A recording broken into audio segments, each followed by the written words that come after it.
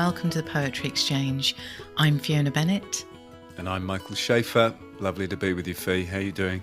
I'm doing fine, thank you, Michael. It's great to be with you too. Now, before we get going, I did just want to say it was so great to be with you the other week in the company of poems with all our fabulous readers and all our fabulous audience, and just a huge thank you to everyone that came along and donated. It was a glorious night for us, and we're just so pleased to have people there and to so usefully be able to raise a bit of funds towards keeping the podcast going. So thank you all. Absolutely, Fee, and a massive thank you to everyone that came and read with us so beautifully. We really, really appreciate it. We've got something of a special episode for you today. This came about after the very sad passing of Benjamin Zephaniah. You and I were having some conversations and thinking about how we wanted to mark that and to honour him and his legacy and his work. And we knew we didn't want to sort of do something immediate and rush it out, but take a slightly more considered approach. And then our very dear friend, Roy McFarlane, who we've featured on this podcast and has appeared in various ways, in fact, now, came to us with a suggestion. Indeed he did. He offered to join us in a way for this episode to reflect just a very special insight into the huge significance of Benjamin Zephaniah's work and the resonance of that work on and on into communities of poetry, of activism, and of care. So we've done it in our usual kind of form. We've asked Roy to bring along a particular poem. But of course it is a wider conversation than that about Benjamin's work and Roy's relationship with that. So you'll be hearing myself and Fiona talking about Dis Poetry by Benjamin Zephaniah, the poem that's been a friend to Roy. Do you want to kick us off by giving us a reading of the poem you brought today? Okay. This poetry is like a rhythm that drops. The tongue fires a rhythm that shoots like shots. This poetry is designed for ranting, dance hall style, big mouth chanting. This poetry now put you to sleep, preaching, follow me like you was blind sheep. This poetry is not party political, not designed for those who are critical. This poetry is with me when I go to me bed. It gets into me dreadlocks. It lingers around me head. This poetry goes with me as I pedal me bike. I've tried Shakespeare. Respect due there. But this is the stuff I like. This poetry is not afraid of going in a book. Still, this poetry need ears for hear and eyes for have a look. This poetry is verbal rhythm, no big words involved. And if I have a problem, the rhythm gets it solved. I've tried to be more romantic. It does no good for me. So I take a reggae rhythm and build me poetry. I could try be more personal, but you've heard it all before. Pages of written words not needed. Brain has many words in store. You could call this poetry, dub ranting. The tongue plays a beat, the body starts shanking. This poetry is quick and childish. This poetry is for the wise and foolish. Anybody can do it for free. This poetry is for you and me. Don't stretch your imagination. This poetry for the good of the nation. chant in the morning. I chant in the night. I chant in the darkness and under the spotlight. I passed through university. I passed through sociology. And then I got a dread degree in dreadful ghettoology. This poetry stays with me when I run or walk, and when I'm talking to myself in poetry, I talk. This poetry is with me, below me, and above. This poetry is from inside me. It goes to you with love. Yeah.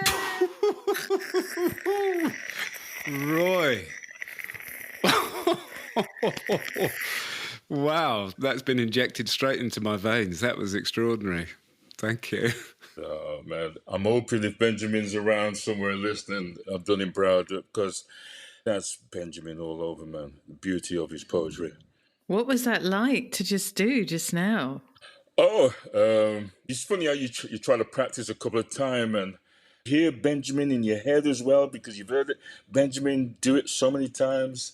But I think Benjamin would have loved this poem to be mine, not to be a copy of him.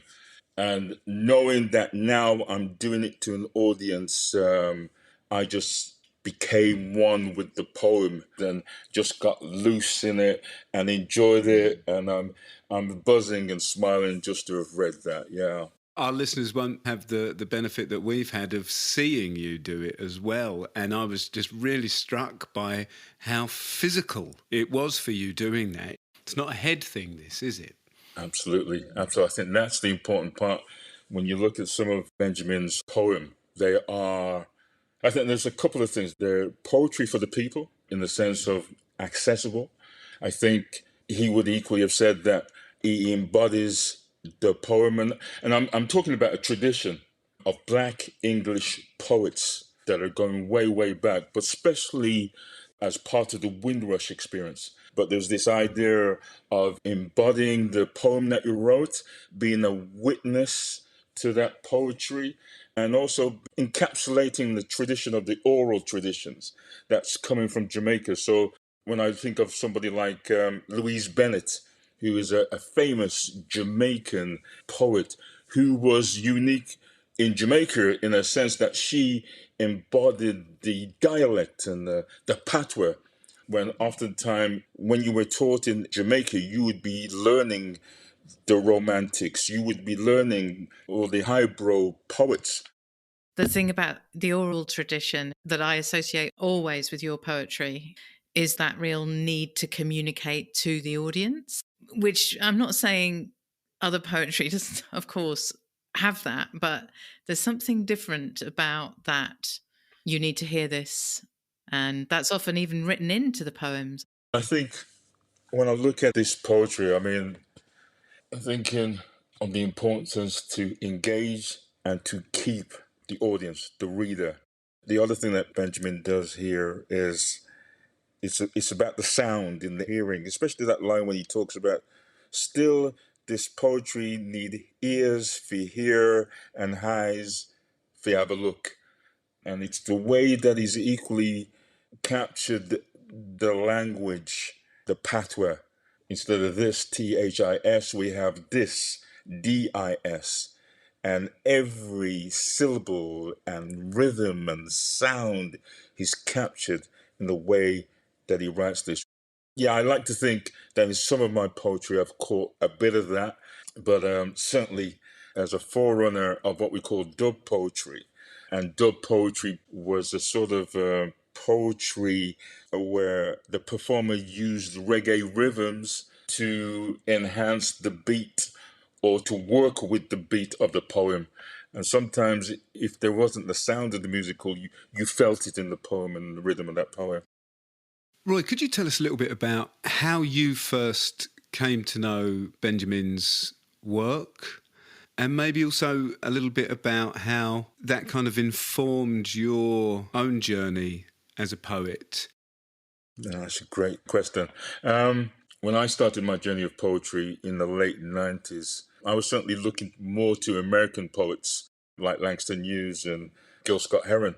And I think it was in the early noughties when I started to work in equalities and working with young people in community organizations. I came across Benjamin in two different ways. I happened to be working with Benjamin's sister, Joyce Springer. And Joyce was an equalities leader of a whole group of equalities officer in the Birmingham City Council. And we'd often put on conferences. And so we would break up the conferences with a bit of poetry. And she got to know about my poetry. The other thing that happened during that period of time was one of the brothers called Tipper, who was an activist. And they lost a cousin, if I remember, who was Mikey Powell, to death in custody. And so I saw him on one of the marches, but Joyce was always trying to get me to link up with Benjamin. As I was doing equalities work and working with young people, I would use Benjamin Zephaniah's poem about when he got kicked up by a policeman. This policeman keeps on kicking me to death. And he said it was a real experience. So it was so vivid, it was so real, that when you sat down with young people who were on the verges of gangs or were getting into trouble with the police, you could grab their attention with his poetry. And it was like I would have an older brother in the room sitting there as young people and say, okay, this is the reality of Britain today. How are we going to work with this? And then a couple of years later, through anthologies like Moving Voices, which is a whole collection of Black performance poets, you have not only a CD, but you have his words in the collection, and they talk about the history of the oral tradition. And now I'm a performer. I would always put that CD on, listen to Benjamin, and say, oh, that's how you do the repetition. That's how you engage. That's how you express yourself. That's how you let loose. You can. Oh my God, you can let loose on the stage. And I think that's my teaching. That's my learning that I got from Benjamin. So I guess it was two things: being a witness to the lived reality that we were living in. And the second thing is bring that poem to life. What an incredible fusion of connection. Absolutely. Absolutely. It strikes me that there's also something about some sort of shared sense of humanity or social conscience. Benjamin, of course, was an activist through his poetry. You know, absolutely. I don't think they're separate things. He seemed to me to sort of stand for himself and an integrity to him about what he believed to be right, and to talk about that without fear. Oh, without a doubt. I think that is the key element, that Benji was a humanitarian and spoke without fear. The famous thing that everybody remembers is the rejection of the OBE that he got on live TV. It's quite interesting. In his rise, I think he became one of the most televised poets. In the late 70s, early 80s, Channel 4 was just coming up. You know, we're living in a period where we got hundreds of channels. Back then we only had 2, then we had 3, and then we had Channel 4. And Benjamin became the face of poetry, and he then became the people's poet. I'm sure he said something about, before becoming a poet, or in that transition of poetry and being part sometimes of the sound system. So in the 70s, we had sound systems where you could go and dance, and you'd have somebody standing there along with the records being put on, but you'd have somebody called the toaster. And the toaster would be toasting, dropping lyrics between tracks. And sometimes in the toasting, you would talk about the politics of the day. And Benjamin would talk about South Africa. He would talk about what was going on at that period of time and the struggles. Palestine. He went to Palestine and India and all these places. That's a man that is alive, a prophet of the moment, and not only talking and writing it, but living it and actioning it and being in those places. So not only in the toasting on the sound system, now people are saying, oh, you sound really good, why don't you do poetry? And then suddenly Channel 4 sees this dreadlock guy speaking it as it is. And again, back in the 80s, somebody with dreadlocks and looking like a Rasta is problematic. We can't have him. Often the Sun had a raster on the front page and saying, this is what we have to be afraid of. This is what's causing the riots. But here we have Benjamin saying, no, I'm a human being. I see the issues around the globe, not just locally, and I want to talk about it. And if you give me this 5 minutes, I think he said it himself, I'm not going to talk about daffodils. I'm going to talk about what's happening right now. I love that moment in the poem. I've tried Shakespeare, respect is due there. And then he says later, I've tried love poetry, but it doesn't get me into it, It's just that kind of real vibrancy. And at the same time, there is a tremendous intimacy and tenderness, a kind of ability to speak to the single listener, not just to the crowd. I think that's an extraordinary skill. Yeah. I think he was very skillful. The part where he says, this poetry is quick and childish. This poetry is for the wise and foolish. Anybody can do it for free. This poetry is for you and me. Don't stretch your imagination. This poetry is for the good of the nation. It says it all in those 6 lines. Is where he's saying, listen, let's bring it down. We are doing something for the people. I think you got to bear in mind, remember that both of us are coming from a church Pentecostal background, whereas young men, we were from the age of 7, 8, 12 years old, were put on the rostrum to preach God's word. Whether it would be for 5 minutes or 20 minutes, whether we would have to quote a scripture and we'd have to quote it in front of an audience of 100 people or so. And when you preach, you have to preach with passion. If you just spoke the words of God, if you just talked, you would lose the audience, kind of thing. So it was almost as if we were imbued by the Spirit of God, imbued by the words of God, and then we got the audience moving. And that is what Benjamin brings into poetry, make it plain. And yet when he makes it plain, if you read through these things over and over again, there's an incredible knowledge and bigger thing he's talking about. I also noticed that some of the truths he might be talking about can sometimes be difficult, but it really struck me that he ends this poem, it goes to you, and then in capitals, with love. Yeah. And that there is that love that's in there that seems to me to kind of be the thing that runs central through everything he did and everything he was. Yeah. And I think that's great that you bring up that last line and he puts it in capitals. He said, and again, this is what I think is part of his humanitarian side of who he is. He says, listen, we're going to talk hard about the issues that are around us. I'm going to tell you what I've witnessed and what I've lived through. But believe in everything, the most powerful thing I bring to you is love. Love for a community, love for the nation, love that will make a difference, not just now, but for the future. And Benjamin was full of love in so many ways. I just love how playful he was in interviews. I believe he kind of played fool to catch wise, as it were. And I would like to think with the humility to say, listen, just don't be too clever. Let's understand each other. Let's understand where we're all coming from and that we share this journey together, kind of thing. Roy, I wanted to ask you, you were speaking about the kind of influence of listening to that CD, and you're making me realise I've got to go and get that CD now because it's upstairs.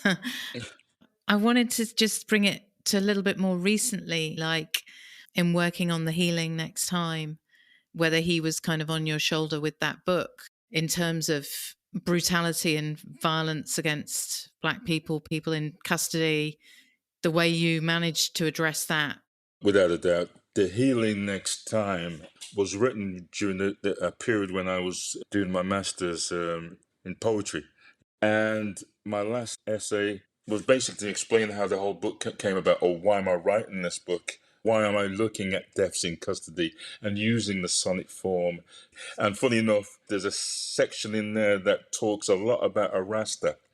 And not necessarily Benjamin, but what I found in Benjamin, when we look at the Rastafarian movement, especially here in England and especially in the 70s and the 80s, not only was English society and the police and the sus laws causing Rastas so much problem, but even in the church, the Rastafarian was something profoundly different, even though it was about God, even though they used the Bible, even though they would talk about Solomon, all these connections, and yet we would frown upon them. And if I became a Rasta with my hair locked up, my father would have kicked me out the house.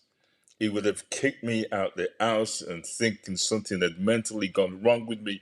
So that's the kind of stigma that was upon the Rastafarian community. And when somebody like Benjamin says, I'm embracing this thing, I'm living it. And in the public arena, I'm being a Rastafarian. It's such a powerful statement.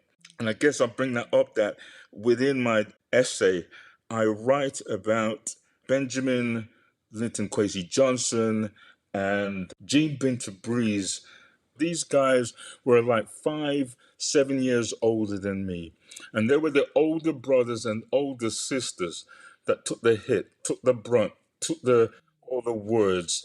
They were either just coming as 5-year-olds from Jamaica, or they were just the first individuals to be born in Britain from the Windrush migration. And so, in being English, but having this Jamaican background, speaking pattern, trying to navigate yourself through education, through jobs, etc., they took the brunt. And now I had somebody like Benjamin Zephaniah writing it and making it plain. And for me, it felt like, okay, guys, you've done that. You've opened up the door. Now it's my turn, and my experience and what I'm going through. And especially as an equalities officer, working with communities, and I saw these things. I was on the marches, I was at the funerals. I now realized, being the younger brother, I had to take up the mantle and write it. And so being able to have a collection of these writings, not only am I inspired, but I've got to bring my voice. And so, yeah, Benjamin was a major inspiration within that second collection. Roy, we're somewhat throwing this at you, but I was wondering if you wouldn't mind reading the poem from your collection. In the City of 100 Tongues. Oh, and yes, okay, that's cool. Let me have a look. We're just being really selfish. Just to give this context, in the City of 100 Tongues, this barefoot Rasta, there's a repetition of that in there. And not only Benjamin used this idea of the word this poetry, but a famous poet by the name of Muta Baruka, pure Rastafarian from the hills of Jamaica, one of the most globally beautiful, powerful poets. I hope somebody in our time as Poetry Exchange will come to you with a poem from Muta Baruka.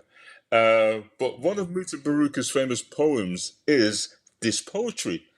Likewise, I don't know who came first. I wouldn't even want to debate who came first between the two of them.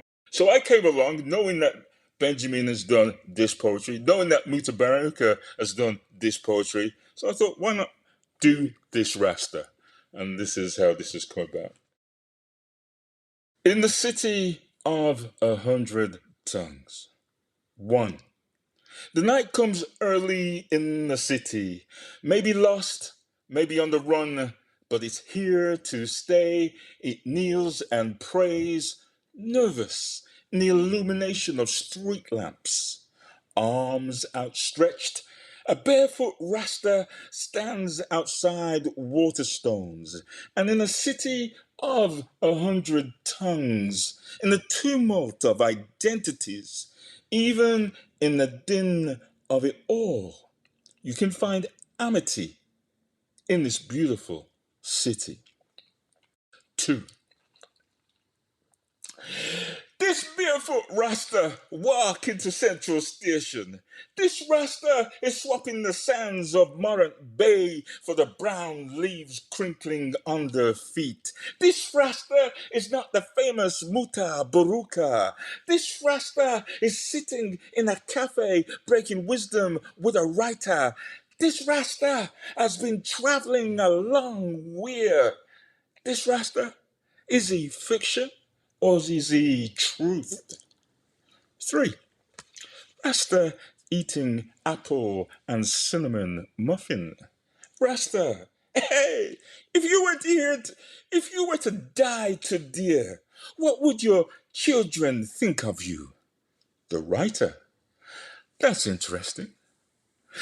Really interesting. Jeez, that's interesting. Rasta, notice you have repeated yourself 3 times. The writer is silent. The Rasta, write that down. Don't think, just write. A writer writes, and a barefoot Rasta is walking out of the door. 4.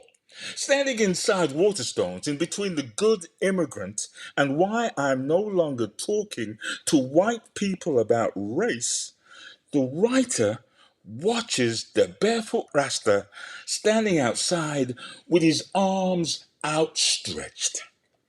6. Remember, this Rasta is not Muta Baruka. This Rasta straddles the histories of the colonized and the colonialists. This Rasta will not be policing state borders, but will stand in the gap in the midnight hour. This Rasta will be the voice of violence, of the violated, the silence at the dawn of revolutions. This Rasta will cry tears.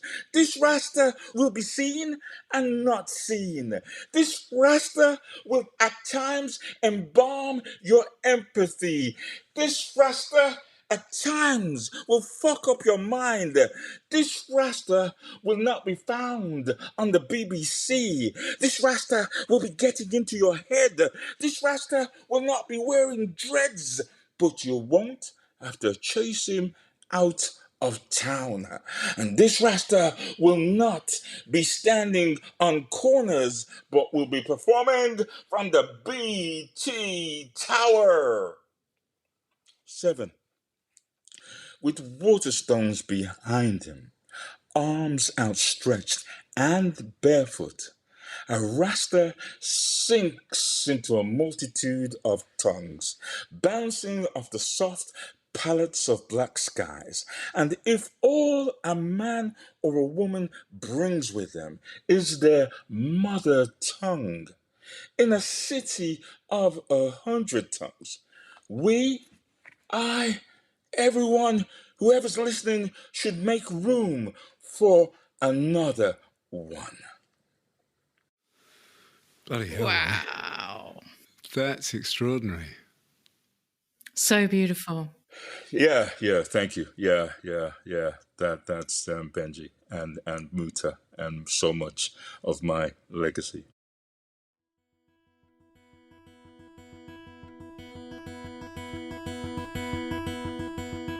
Our thanks, of course, to Roy for sharing that conversation with us and giving us permission to share it with you, and to Blood Axe for allowing us to use Dis Poetry by Benjamin Zephaniah. Our thanks also to Roy for sharing his own poem in the midst of that conversation, In the City of 100 Tongues. It was a fantastic experience to have that in the flow of things. And that comes from his collection, The Healing Next Time, which is a phenomenal collection of poetry. If you don't have it already, head to Nine Arches Press.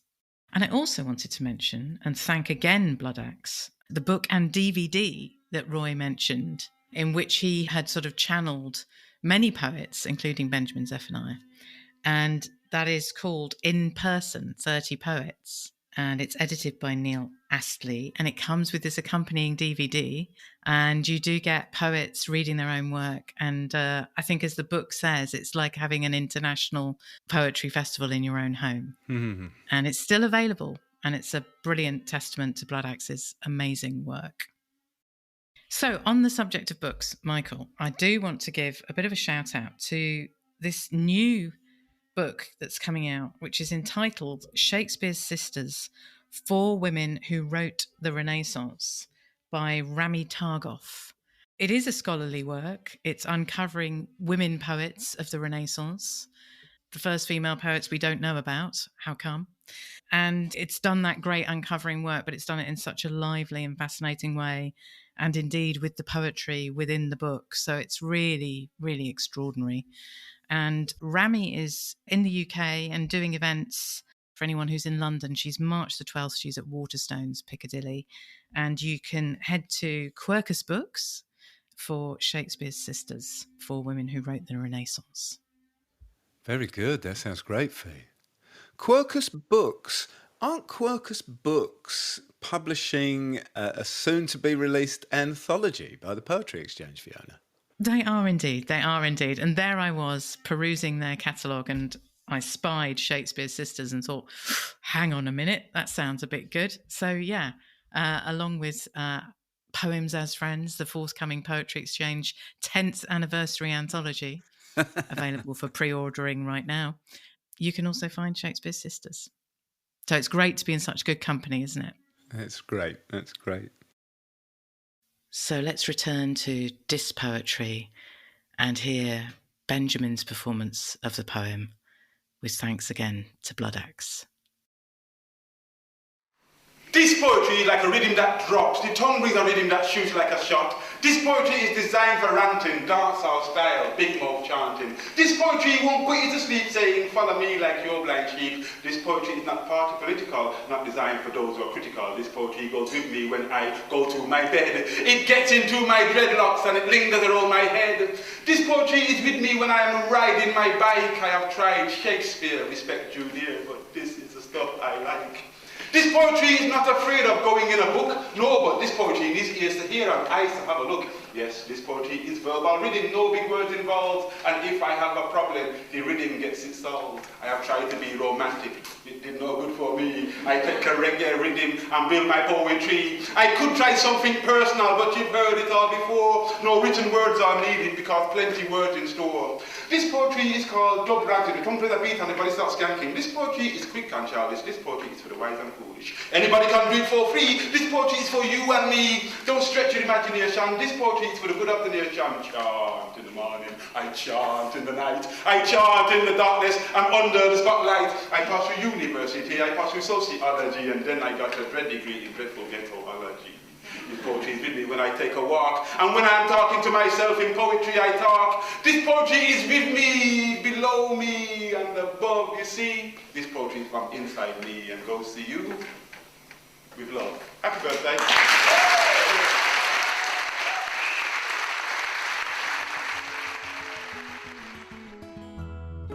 We'll be back with you next month with more Poems as Friends. Until then, thank you for listening.